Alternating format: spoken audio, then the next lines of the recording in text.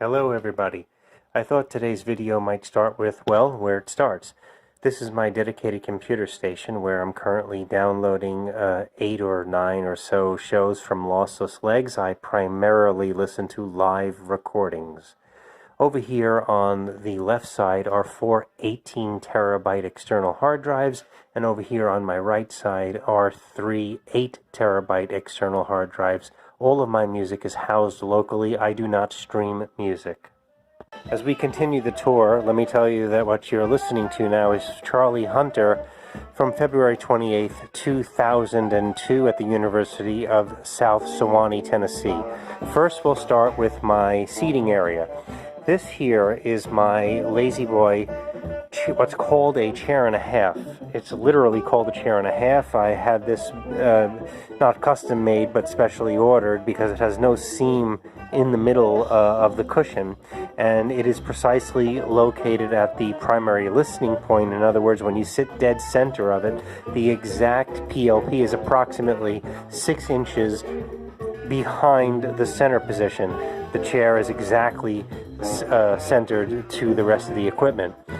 The paneling that you see here is GIC Acoustic Paneling. These are their 4A Alpha series with diffuser panels, and my paneling is also mirrored just for aesthetics. So in other words, this panel's diffuser and this panel's diffuser are mirror images of one another. All of the equipment that you'll see in my computer rack is currently powered on, although not every piece is in play at the moment.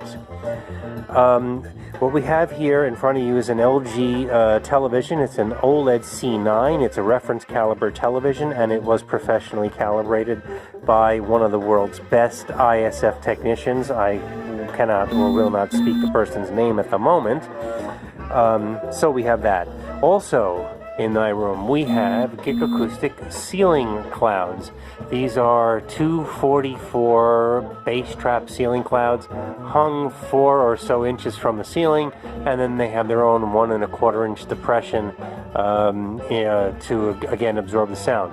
I also have track lighting, which is off at the moment because it's daytime. I don't need my lighting on, and it is dimmable, adjustable, etc., etc.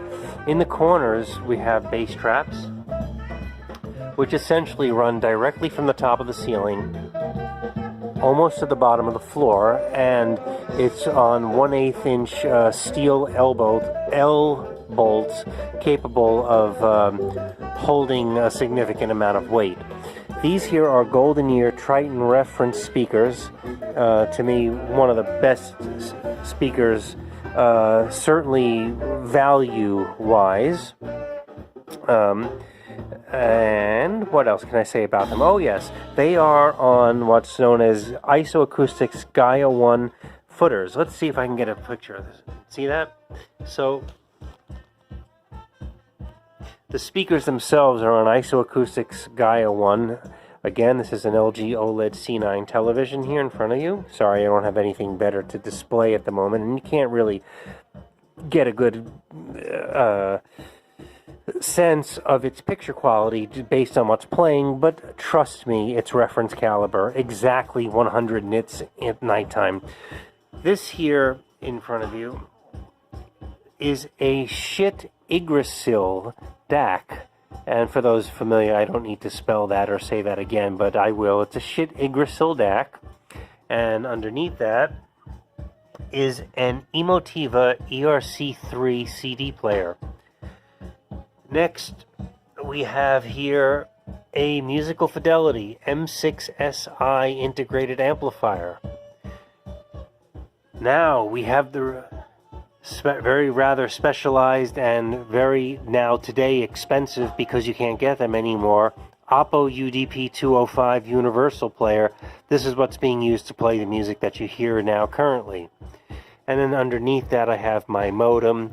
Oh, God forbid I have a modem in an audio system, but yes, I do. My modem and my cable box. Now, for some reason, my cable box is not indicating the time of day, so I'll have to take a look into that. There we go. I just fixed it so that it now reads the time of day. Okay, so, by the way, my seating position, I think I mentioned this, is, or maybe I didn't, is precisely calculated distance from the television to be within the 3 scientific standards. One is THX, one is the Society of Motion Pictures, and the other escapes me. But I took an average of all 3, and it is the precise distance given the television's size and resolution. Let's take a look behind the system. Here, well, let's start with my Windows scenario. Here, the drapes can close, of course, they're vertical blinds, but there's 2 different colors. One is in the beige family, and then the other's in the white family. And yes, that does matter, because when you're listening or watching, music, generally you want to have the blinds closed for optimum sound. And besides that, for optimum viewing pleasure, I'm using a bias light. As you can see, this string of lights run behind the television. This string of lights that you see is media light. It's a 6500K lighting system as far as its temperature and color rendering index greater than 90%. And I've got a couple of outputs here. I've got a USB stick with demo material. I've got an optical output so that I could, watch television, let's say a YouTube video, and run that through the back of my Yggdrasil DAC. Okay, I'm coming balanced out of the Yggdrasil DAC into the musical fidelity amplifier. Also special to note worthy is that I do have, well, it's easier to show on the Triton reference. It's easier to show this. You'll notice that I have here what's called a shorting plug. Shorting plugs are used on the inputs of all non-used inputs. And of course, people know what the advantage to that is. I've got my bass level set exactly 1.5 dBs down in order to attenuate the subwoofer just a bit. Now, I also have a router back here. God forbid, trust me, it's not interfering with the system at all. And you may ask, well, why do you have a router back here? The reason is because everybody knows that running a hard wire into the television when you're streaming video content is better than when you're doing it wireless. There's no comparison. So it's for that reason alone, just to have the Ethernet cable going, that I have the router over here. Let's pick off from where we just left off at. Anyway, so I've got something else going on my television now, just for the sake of having something else going on my television. It's in a, you still can't get the right perspective. It's daylight, the TV's in nighttime mode. I'm not trying to show off the television, although it is worthy of its own, it's worthy of consideration and everything else that goes into video viewing if you're into video like I am. And trust me, it is a reference caliber television set appropriately. Now, let's take a walk around back. Here we have an Emotiva CMX2. It has a DC offset filter. You can look that up if you don't know what that means or what it does, as well as line filtering. It goes into, that feeds an Emotiva CMX6, which has an additional line filtering. This is the back of my Oppo UDP-205. And this player here, I always play music, well, let's not say always, but most of the time, it's played directly from a USB stick, USB 3 port. So that's how I play my music. I just plug a USB stick in and go from there. In addition to that, we've got this fancy cable here, which is a personalized by serial number cable from Triad Wire Labs. It's their Spirit 75 digital interconnect cable. Regarding the backlighting of my system, my television rather, it should be noted that it is available and run via a remote control, which can increment the lighting by 1 degree. In other words, 1% rather. In other words, you can go from 1% lighting to 100% lighting. As a general rule, I keep it at 80% and I just don't touch it from there because that fits most circumstances, but I can adjust the lighting intensity if I need to, and I plug it in to the USB power port that comes with it. Otherwise I just keep it unplugged, you know, like for daylight I don't need it.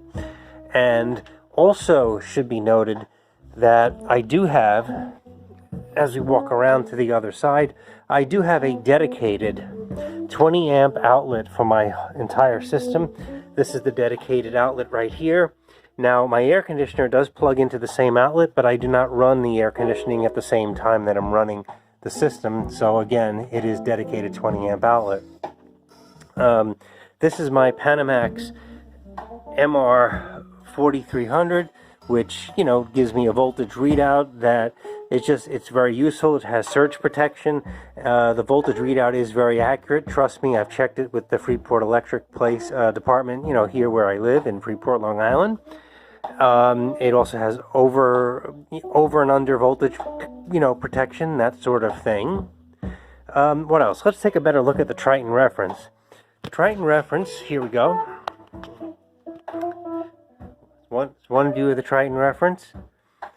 You'll notice it's, you know, a decent distance from the sidewall, decent distance from the center equipment, and also the plane of the drivers are set a solid foot or more in front of the screen. I mean, ideally there should be nothing between the speakers from an audio perspective, ideally, but, you know, this isn't ideal, it's just very good. Here's my other Triton speaker.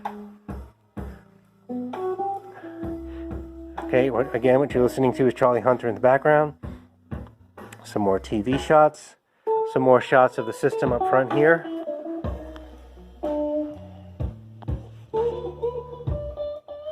Maybe, you know, just giving you some different angles of the same equipment, so to speak.